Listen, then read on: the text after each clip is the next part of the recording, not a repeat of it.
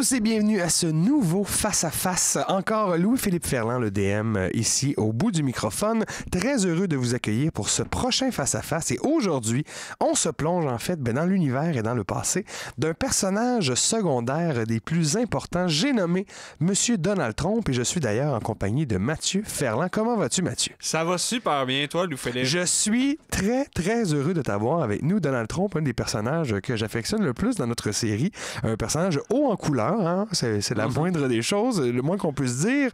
Et donc, on va se passer un petit peu dans son passé. On se plonger un petit peu et non pas se passer dans son passé. Ça n'a aucun sens. Parce que j'ai hâte d'arriver dans le vif de l'action, Mathieu. Alors, plongeons-nous donc dans le vif de l'action. Je te mets en scène. Nous sommes pas très longtemps dans le passé. On verra... ça va se placer au fur et à mesure de ce face-à-face. Mais toujours est-il que nous sommes dans l'élément naturel de Donald, c'est-à-dire une partie de baseball, partie toute spéciale, parce que nous sommes à Copperfield et en fait, tu es en train d'arbitrer un des matchs du tournoi des jeunes, en fait. Donc, des jeunes créatures humanoïdes là, qui pratiquent ce sport très connu de la région de Copperfield. Donc, il y a deux équipes qui sont en place et au moment où on commence, tu es derrière le marbre, qui, je pense, est ton poste d'arbitre favori. Oui, effectivement. C'est là où tu peux voir le plus de choses aller et puis c'est là où tu es le plus utile, faisant justement de ton regard précis, là, faisant bon usage de ce regard derrière le marbre pour caler les shots. Ce qui se passe, il y a un coup qui vient d'être frappé et il y a un jeune Léonin, qui est le joueur de premier but, qui a tenté de retirer le frappeur. Le frappeur étant un alphelin. Le alphelin là, a la difficulté à faire sortir sa balle du diamond. Pour les gens qui ne comprendraient pas les termes techniques, là, c'est l'avant-champ, donc la partie sablonneuse du terrain. J'imagine que c'est quand même de la redite pour plusieurs, mais juste pour être sûr, d'un coup que quelqu'un, par exemple, de France, de Belgique nous écoute, puis se dise le baseball, je ne sais diantre ce que c'est. Donc, la balle traverse à peine le champ intérieur, le relais est fait au premier, et là, ce qui se passe, c'est que le alphelin arrive, il est sauf, mais il glisse au premier. Et là, le Léonin fait comme « Ah, tu devrais pas glisser, man! On glisse pas au premier but, man! C'est vraiment whack! » Puis là, il fait comme « Ah, mais là, je suis sauf, là, laisse faire! » Et là, les deux commencent à chamailler, il y a une dispute, et là, tu vois l'arbitre au premier but qui te regarde, qui sait pas trop comment intervenir, c'est un tabaxi, donc il te regarde. Alors, il appelle un peu à ton aide, mon cher. Okay, je vais lui faire signe de stopper la bataille. Là. Donc, tu lui fais des grands signes de bras. Tu t'avances aussi vers le oui, je vais m'avancer vers le premier but. Là. Continue à se pousser, puis là, le Léonin... Je vais utiliser thaumaturgie. Oh, OK, d'accord.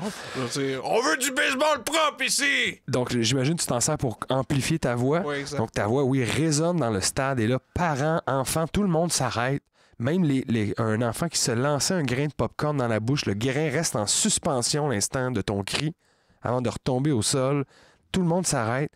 Puis là, Léonin fait comme, ben là, c'est parce que moi, on m'a dit qu'il fallait pas glisser au premier but. Puis là, l'alphelin fait comme, puis moi, je veux pas de la bataille, mais là, parce que je veux rentrer chez nous. OK, je vais me calmer, les enfants. Mais vous devriez aussi vous calmer. Et sachez aussi que c'est juste un jeu, là. C'est pas une raison, là, de vous écarter les cheveux en quatre. Ouais, c'est bien dit. Puis là, les deux se lancent et ils se font une petite accolade, ils se donnent une tape sur l'épaule, puis le tabaxi te fait comme un signe de pouce de « c'est bon, je pense qu'on vient de calmer les esprits ».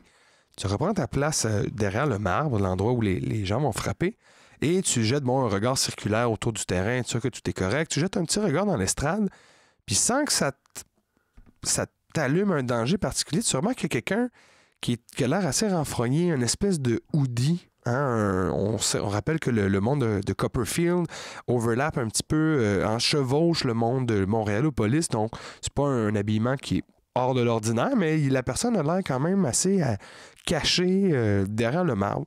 Bref, tu fais reprendre le jeu. Play ball! L'équipe du Léonin, donc on va les appeler les Bleus, les Bleus de Ville-Marie, ils vont reprendre le lancer, lancent quelques balles, et là, très concentré, tu t'attends à un strike parce que là, avec qu'est-ce qu'ils ont lancé, c'est pas mal ça qui arrive.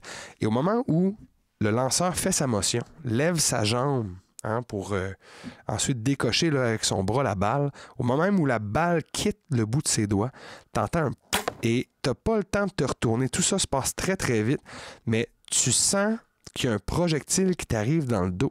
Mais au même moment, tu te retournes sur toi-même, tu remarques que ton bras est à moitié invisible et tu sens pas le projectile entrer à l'intérieur de toi. En fait, tu te sens comme tout ton corps, comme s'il était aspiré, mais de toutes parts. Donc, c'est très étrange comme sentiment. Et tu te retrouves en une fraction de seconde, non pas sur le terrain de baseball, mais dans un autre lieu. La dernière chose que tu verrais peut-être avant de faire cette traversée-là, c'est que à travers ton corps, comme je te dis, tu n'as pas senti de projectile à part peut-être la pointe sur ton dos. Tu vois qu'il y a un carreau d'arbalète qui a traversé l'endroit où tu étais et qui se fiche dans la balle qui arrive. Donc, c'est un strike, c'est sûr et certain. Là, en plein milieu de la plate, le carreau va tomber dans la balle et toi, donc, comme je te dis, un claquement de doigts, tu te retrouves ailleurs. Tu es dans une espèce de forêt. Il y a des monticules de pierre autour de toi, donc ça a l'air d'un endroit qui a quand même été habité. Il y a une petite clairière, mais tu reconnais donc des grands arbres, des grands conifères, des feuillus. Et tu es, semble-t-il, seul dans cet endroit. OK. C'est pas la première fois là, que je me fais téléporter là, dans les étranges circonstances, j'imagine? Ben, c'est justement, j'espérais que tu poses la question, c'est la première fois que ça t'arrive. OK, je capote.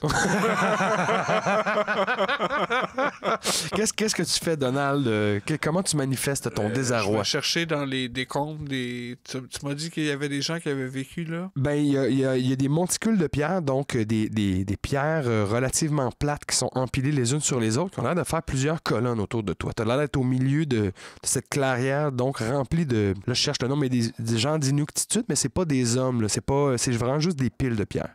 OK. Je vais pousser les piles de pierre par terre. Oh, OK. Donc, tu commences à faire... Ah! Et tu commences à pousser ces monticules et tu entends une voix derrière toi qui fait comme... Non, Donald, calmez-vous. Tsuni! Ne saccagez pas cet endroit. Et tu te retournes et tu vois, assise en lotus, donc un peu à la manière, là, je veux dire assis en indien, mais les jambes croisées au sol, tu vois une femme renarde qui a, par contre, le pelage d'un vison, donc plutôt noirâtre, et elle est assise, les yeux fermés, et tu vois un petit peu à travers. Elle a l'air d'être là, d'être présente, à portée de toi, mais un petit peu bleutée, comme si elle avait une petite aura, mais oui, tu reconnais la voix de Tsuni, toi qui es déjà un fervent de cette déesse. Elle dit « Oui, Donald, j'avais besoin de vous voir et de vous parler.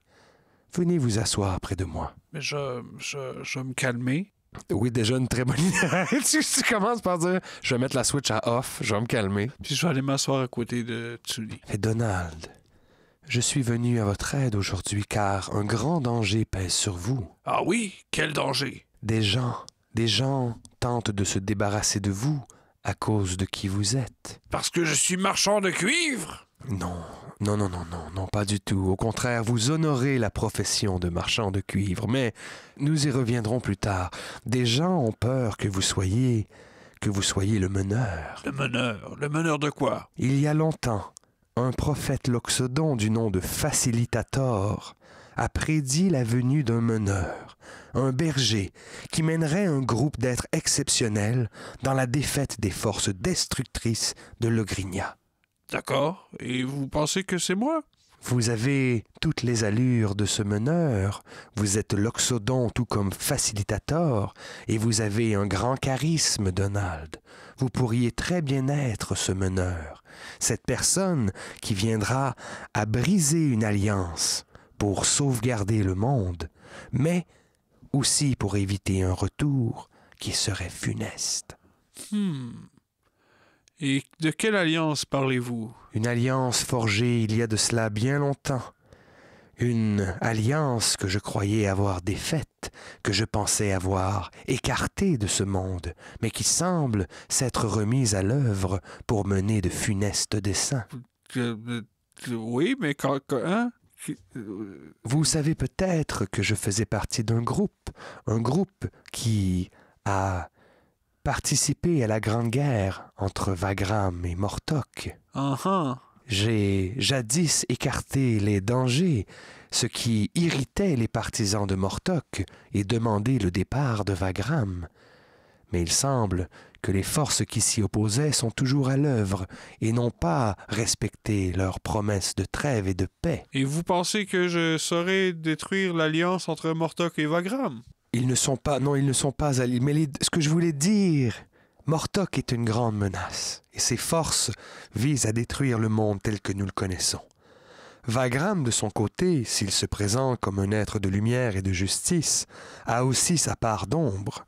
Je dois vous avertir, Donald, il faut se méfier de ceux qui suivent le tambour de Wagram et ceux qui marchent dans sa lumière, car certains s'en trouvent sourds à la raison et aveugles à la vérité. Je saurai faire preuve de souciance. Oui, vous allez d'ailleurs sur votre parcours rencontrer à peu près une dizaine de personnes qu'il vous faudra aider et faire cheminer dans cette quête de destruction des forces malignes. D'accord. Et comment je les reconnaîtrai-je? Je vais vous les décrire brièvement. Il y a tout d'abord dans un groupe une jeune alphelin, toute petite, qui est moine. Elle sera accompagnée d'un grand orc.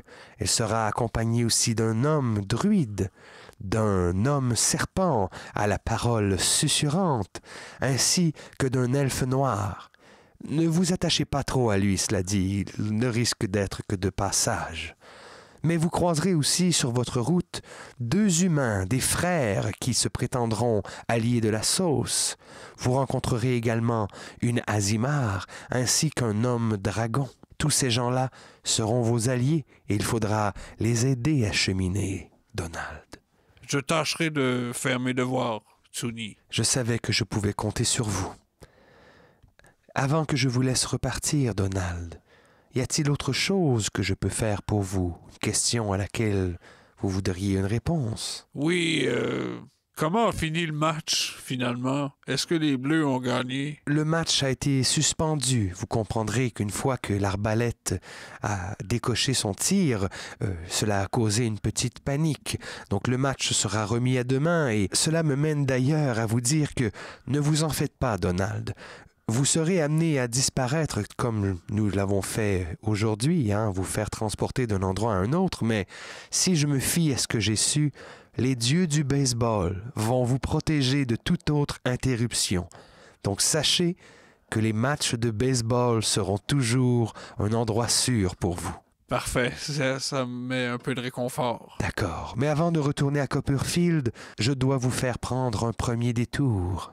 Ah oui? Oui. À bientôt, Donald. Et là, elle disparaît. Là, elle n'a pas ouvert les yeux en une seule fois pendant qu'elle te parlait. Elle était comme concentrée à dire son message.